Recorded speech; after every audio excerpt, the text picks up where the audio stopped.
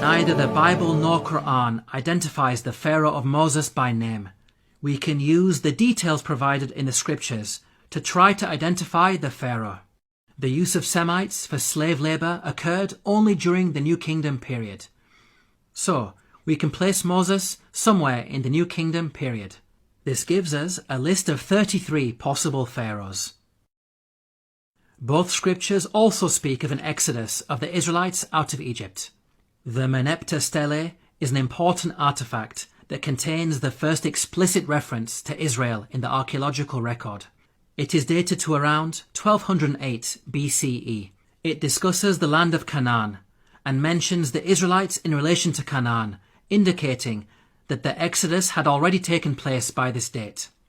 The artifact is contemporaneous to the pharaoh Merneptah.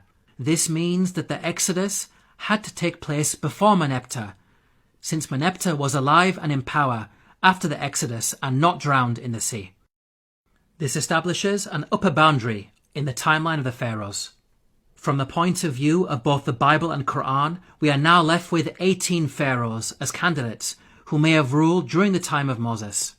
Let's now delve deeper into the biblical narrative. The Bible claims that there were 2 different pharaohs who were in power. The first died while Moses was in hiding in Midian. When Pharaoh heard of this, he tried to kill Moses, but Moses fled from Pharaoh and went to live in Midian. During that long period, the king of Egypt died.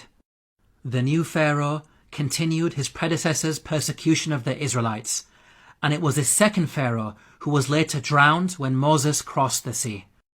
The Bible gives us a timeline for these events. The burning bush encounter with God took place when Moses was 80 years old. So from his birth to the Exodus, there was a span of at least 80 years, during which 2 pharaohs ruled Egypt.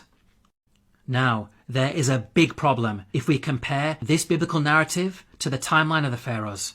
We've seen that the Bible claims exactly 2 pharaohs ruled during the 80-year period from the birth of Moses to the Exodus.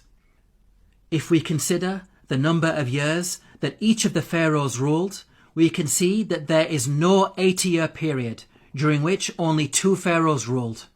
Any given 80-year period will give you at least 3 pharaohs in power.